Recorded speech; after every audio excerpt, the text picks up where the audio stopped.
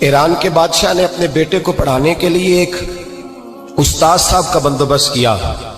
استاد صاحب کو کہا کہ میرے بچے کو دین پڑھائیے، میں چاہتا ہوں کل اس نے عنان حکومت کو سنبھالنا ہے تو یہ دین سے آگاہ ہو جائے، اس کو کچھ سکھائیے، پڑھائیے۔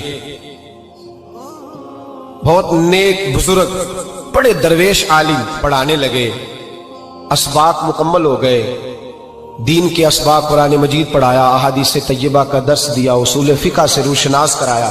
جب بچے نے مکمل تعلیم حاصل کر لی اور آمین ہو گئی، دستار ہو گئی، فارغ ہو گئے، تو پھر ایک دن استاد صاحب نے کہا بیٹے کل تم نے ضرور آنا ہے، کچھ بات کرنی ہے۔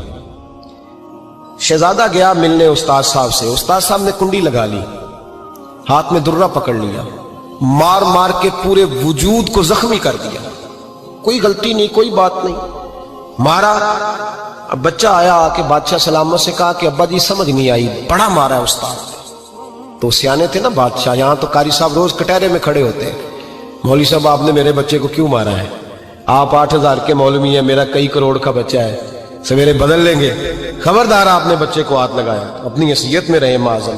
جو قومیں استادوں کو کٹہروں میں کھڑا کرتی ہیں وہ ترقی نہیں کر پاتی، جو استادوں کو کٹہروں میں روز کھڑا کرتے ہیں۔ کہا ابا جی بڑا مارا ہے، تو والد بڑے سمجھدار تھے، کہنے لگے بیٹا استاد باپ ہوتا ہے، وہ زیادتی نہیں کرتا، کوئی بات ہوگی، میں تیرے استاد کو کٹہرے میں نہیں بلاؤں گا۔ اماں سے بات کی، اماں کہنے لگی بیٹا میں تیرے باپ سے کیسے بات کروں، ڈر آتا۔ وقت گزر گیا، 22 سال بیت گئے، 22 سال گزر گئے، بادشاہ کا انتقال ہوا، شہزادہ تخت پہ بیٹھا، پہلا حکم یہ دیا کہ میرے استاد کو بلاؤ، پہلا حکم۔ استاد جی بوڑھے ہو گئے تھے، چھڑی کے اوپر ٹیک لگا کے آئے اور بھویں سفید ہو کے جھک گئی تھیں، یوں آنکھ کھول کے بڑی مشکل سے دیکھا، کہنے لگے شہزادے حکم ہو۔ کب میں شہزادہ نہیں، اب میں بادشاہ بن گیا ہوں۔ استاد جی 22 سال بیت گئے، آپ نے مارا تھا، پر وہ درد چونکہ زیادتی کی تھی، میرا قصور کوئی نہیں تھا، تو نہ میری روح سے درد گیا ہے نہ میرے جسم سے گیا ہے، میں بے اختیار تھا، پوچھ نہیں سکتا تھا، آج با اختیار ہوا ہوں۔ سب سے پہلے پہلا حکم آپ کو دیا، بلایا ہے، بتائے کیوں مارا تھا، کیوں مجھے مارا تھا، میری زیادتی بتائے۔ تو استاد، بوڑھے استاد کی آنکھیں آنسوؤں سے بھر گئیں، کہنے لگے بیٹے بس آج کے دن کے لیے مارا تھا، یہ جو دن آ گیا نا میری زندگی میں اس لیے مارا تھا، یہ میں چاہتا تھا میری زندگی میں وقت ہے، آج کے بس میری مراد پوری ہو گئی۔ کہا صاحب کس لیے، مجھے بھی سمجھائے۔ آپ فرمانے لگے کتنی دیر ہو گئی تجھے مار کھائے ہوئے، کتنا زمانہ بیت گیا؟ کہنے لگا 22 سال۔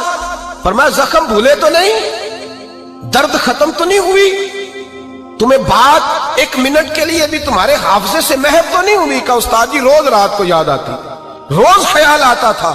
استاد کہنے لگے بھائی تو بے اختیار تھا، پوچھ نہیں سکا، 22 سال تجھے یاد رہا، مجھے پتا تھا تو ایک دن حکمران بنے گا، میں نے تجھے اس لیے مارا تھا کہ بیٹے یاد رکھنا، کسی پہ ظلم نہ کرنا، اگر تجھے 22 سال تک یاد رہا ہے تو جس پر تو ظلم کرے گا اسے بھی قیامت تک یاد رہے گا، اور یہ یاد رکھنا تو آج با اختیار ہوا تو تو نے مجھے بلا لیا ہے، قیامت کے دن غریب با اختیار ہو جائیں گے، مظلوم با اختیار ہو جائیں گے، وہ با اختیار ہوں گے، للہ الواحد القہار، رب کریم کی بارگاہ کے اندر ان کا اختیار ہوگا، اکیلے اللہ کی حکمرانی ہوگی۔